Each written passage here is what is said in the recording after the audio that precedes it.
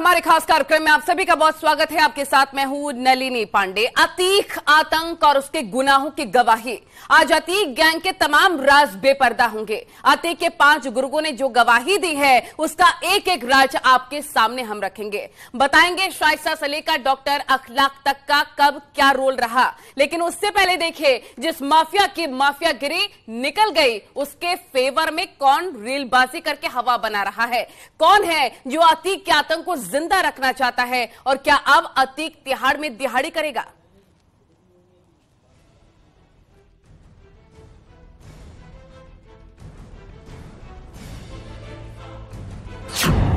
माफियागिरी निकल गई, अब निकल रही है रील।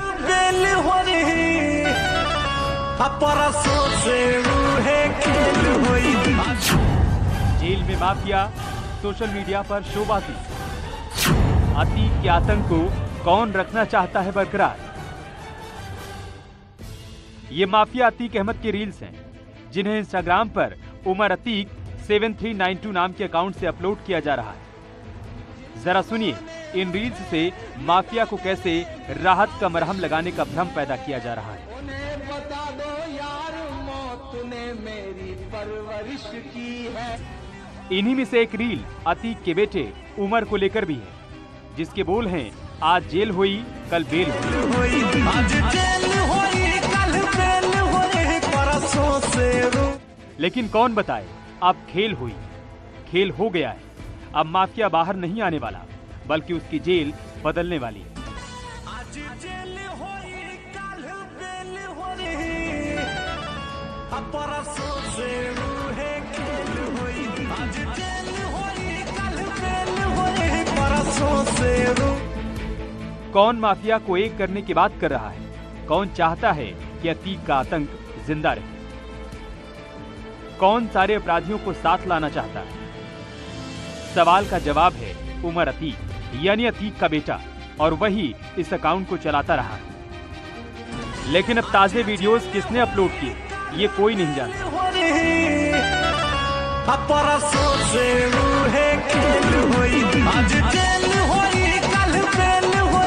आज जेल हुई कल बेल हुई। गाने वालों को खबर नहीं कि अब अतीक की बेल नहीं होने वाली, बल्कि अब माफिया का ठिकाना फिर से बदलने वाला है।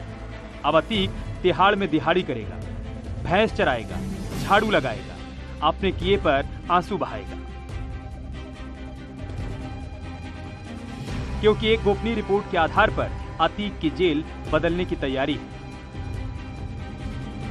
अतीक को साबरमती जेल से हटाया जाएगा, दिल्ली की तिहाड़ जेल में शिफ्ट किया जाएगा। दरअसल प्रयागराज प्रशासन की गोपनीय रिपोर्ट सरकार को मिली है। इस गोपनीय रिपोर्ट में जो कुछ भी है वो काफी चौंकाने वाला है, और इससे जुड़े कई खुलासे न्यूज़ 18 पहले ही कर चुका है।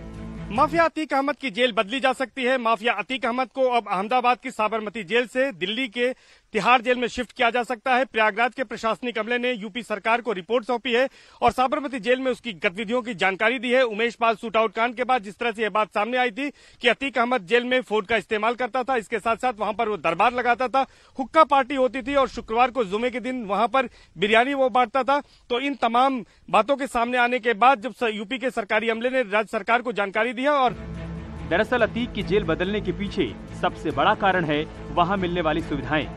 कुछ वक्त पहले खबरें आई थी कि अतीक साबरमती जेल में फोन का इस्तेमाल करता है, जेल में उसका दरबार लगता है। इतना ही नहीं, प्रयागराज से आने वालों को बिना एंट्री किए मिलने दिया जाता है। अतीक साबरमती जेल में शाही दावत देता था, उसके दरबार में अक्सर हुक्का पार्टी होती थी और जेल से ही अतीक गैंग को हैंडल करता था। जेल के अंदर से ही धमकी, हत्या की सुपारी जैसे काम को भी अंजाम दिया करता था अतीक।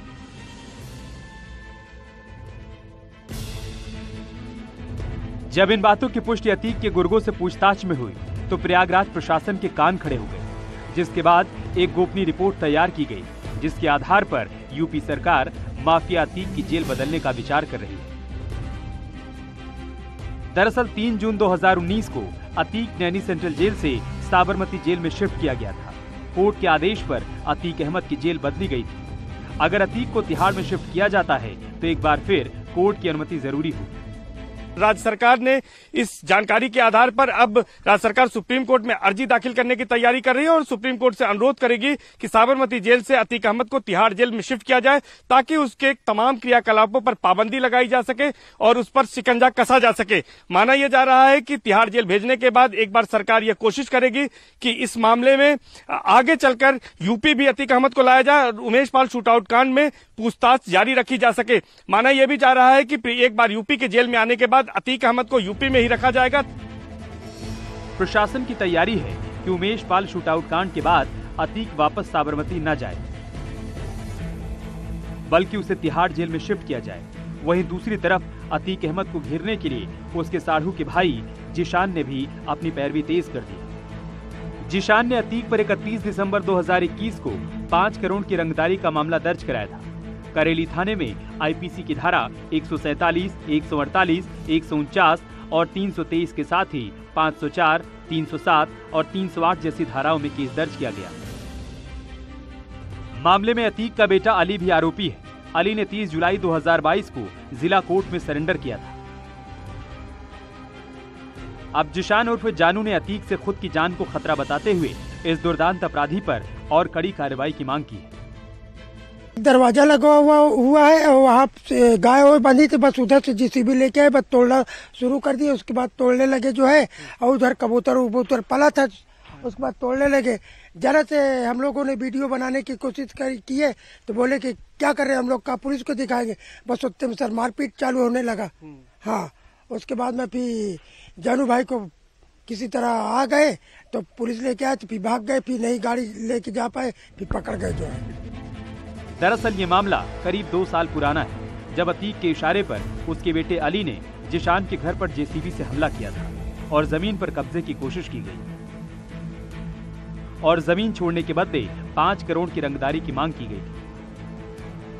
फिलहाल जिशान का केस ट्रायल फेज में है और उम्मीद की जा रही है कि इस मामले में भी अतीक फैमिली को उसके गुनाहों की सजा मिलने वाली है। एक तरफ अतीक गैंग पर शिकंजा कसने की कोशिश की जा रही है तो दूसरी तरफ शूटर्स की तलाश भी जारी है। जल्द ही अतीक गैंग और माफिया का एक एक मददगार गर्त में समा जाएगा। Bureau report, news 18।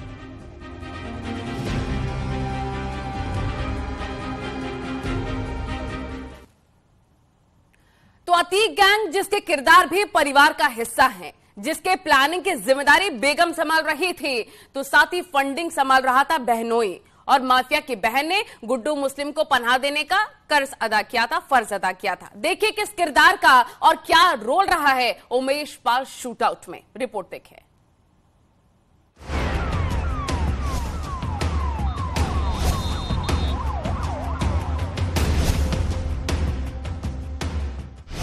खुल गया राज, बेगम ने भेजा था बमबाज।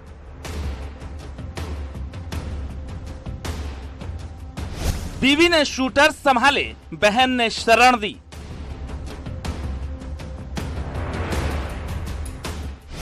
माफिया फैमिली का शूट आउट टास्क।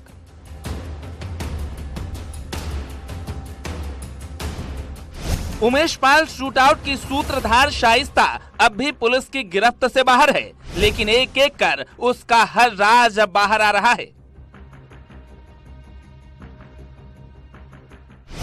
सवाल उठ रहा है कि क्या माफिया अतीक की फुल फैमिली इस शूट आउट में शामिल था?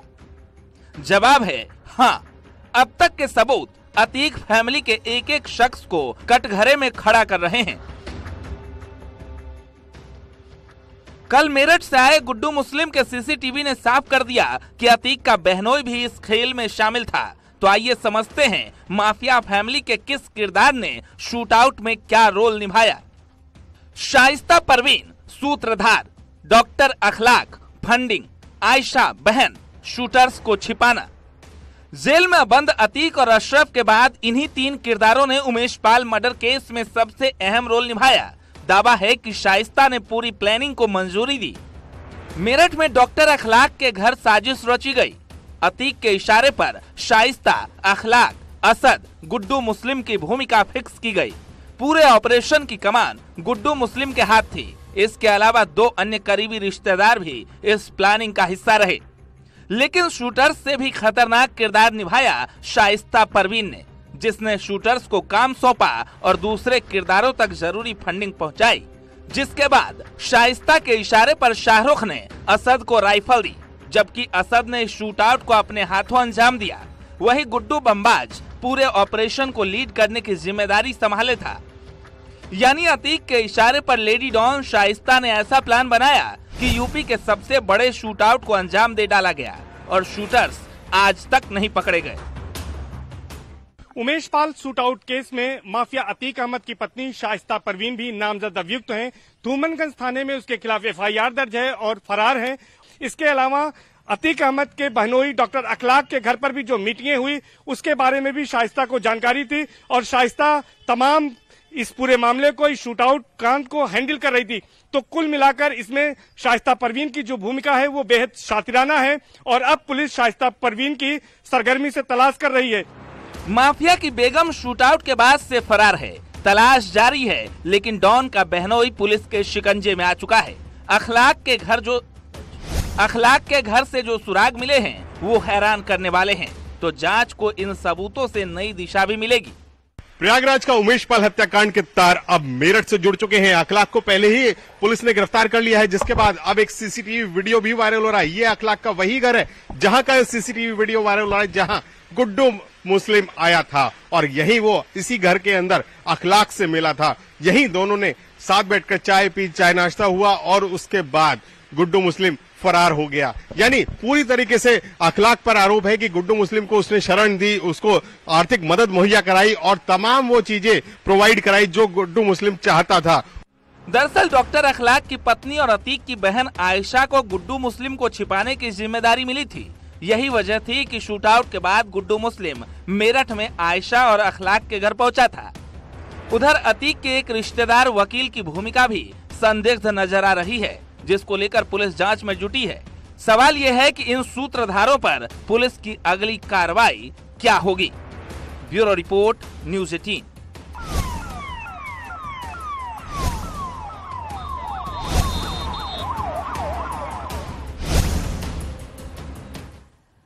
तो अतीक के गैंग के खिलाफ आज सबसे बड़ी गवाही हुई है। आज अतीक के गुर्गे पुलिस के रिमांड पर थे। 6 घंटे की पूछताछ में इन गुर्गों ने वो राज उगले हैं जिससे अतीक गैंग की कब्र खुदनी तय है।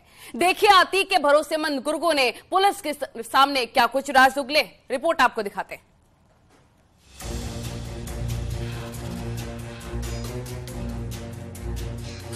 नियाज ने उगला अतीक का राज। सजर ने बताई शाइस्ता की करतूत। पुलिस रिमांड पर अतीक के गुर्गे। प्रयागराज शूट आउट के बाद अतीक गैंग की जड़ों को खोदने का काम अब शुरू हो चुका है। एक तरफ अतीक गैंग के गुर्गों, मददगारों पर ताबड़तोड़ एक्शन हो रहा है, तो दूसरी तरफ पुलिस इस गैंग के फंडिंग करने वालों, काम के तरीकों का पता कर उन्हें खत्म करने में जुटी है। और इसकी सबसे बड़ी शुरुआत अतीक के गुर्गों के उगले राज से हुई है। पुलिस ने अतीक के 5 गुर्गों को लेकर कई घंटे तक पूछताछ की। पुलिस ने नियाज अहमद, मोहम्मद सजर, कैश अहमद, राकेश कुमार और अरशद कटरा उर्फ अरशद खान से तकरीबन 6 घंटे तक पूछताछ की। इस पूछताछ के दौरान गैंग के कामकाज से जुड़ी कई जानकारियां पुलिस के हाथ लगी हैं। अतीक अहमद के 5 गुर्गे पकड़े गए, जिनमें अतीक अहमद का नौकर राकेश और ड्राइवर कैश अहमद शामिल था। दोनों ने जो जानकारी दी उससे पुलिस के पांव के तले जमीन खिसक गई। दरअसल उन्होंने बताया कि अतीक अहमद और अशरफ जेल से जो मीटिंग करते थे आईफोन के जरिए, उन बैठकों में भी शाइस्ता परवीन बाकायदे शामिल होती थी और शाइस्ता परवीन तमाम शूटर्स को दिशा निर्देश देती थी। यही नहीं बल्कि जब शूट आउट कांड किया गया उसके बाद जो शूटर्स फरार हुए वो घटना को अंजाम देने के बाद अतीक अहमद के चकिया स्थित घर पर आए थे, जिस घर को बाद में पीडीए ने ध्वस्त किया था और ये जफर अहमद का बताया गया था। यहीं पर भागने के लिए शाइस्ता परवीन ने शूटर्स को रुपए मुहैया कराए और हाल में ही जो नौकर शाहरुख पकड़ा गया है उसने भी अपने बयान में बताया है कि 50,000 रुपए शाइस्ता परवीन ने दिए थे। पुलिस ने 5 आरोपियों को आमने सामने बिठाकर क्रॉस एग्जामिनेशन भी किया। आरोपियों से अतीक के दफ्तर से मिले 72,62,000 रुपए की बरामदगी को लेकर भी सवाल पूछे गए। पूछा गया कि ये पैसे कहां से आए थे, शूटआउट में इस्तेमाल हथियार कब किसने सप्लाई किए, किस आरोपी की शूटआउट में क्या भूमिका थी। पूछताछ के दौरान पुलिस को कई जानकारियां हाथ लगी। इन जानकारियों के मुताबिक नियाज अहमद को रेकी की जिम्मेदारी दी गई थी। उसी ने शूटआउट वाली जगहों की रेकी की थी। नियाज का फोन भी पुलिस ने बरामद कर लिया है। मोहम्मद सजर उमेश पाल की लोकेशन दे रहा था। उसी ने घर से लेकर कचहरी तक उमेश की लोकेशन दी। जबकि अरशद कटरा का पुलिस कर्मियों की हत्या में रोल था। जबकि आरोपी शाहरुख को असद तक राइफल पहुंचाने का जिम्मा दिया गया था। यानी शूटआउट में जितने शूटर सीसीटीवी कैमरे में रिकॉर्ड हुए, उससे कहीं अधिक किरदार पर्दे के पीछे काम कर रहे थे। इस रिमांड के बाद अतीक गैंग की कब्र खोदने लायक जानकारी पुलिस के हाथ लग चुकी है, जो आने वाले दिनों में अतीक के आतंक के खात्मे में काफी मददगार साबित होंगी। Bureau report, news 18।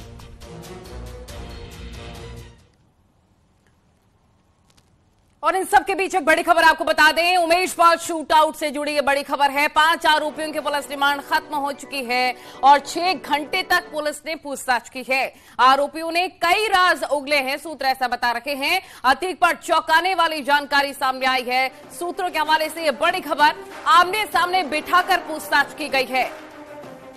कई और बड़े खुलासे होने मुमकिन है, क्योंकि बताया जा रहा था कि जब अतीक उत्तर प्रदेश आ जाएगा, उसके बाद एक एक शूटर की किसकी क्या भूमिका थी, इसके बारे में जानकारी आसानी से हाथ लगा ली जाएगी। अब क्रॉस एग्जामिनेशन हुआ है, आमने सामने बिठाकर कई बड़े खुलासे किए हैं शूटर्स ने। ये बड़ी खबर इस वक्त की उमेश पाल शूटआउट से जुड़ी आपको बता रहे हैं।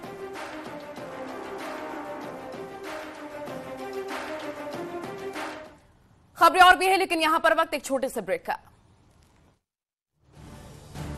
आप देख रहे हैं न्यूज़ 18 उत्तर प्रदेश उत्तराखंड।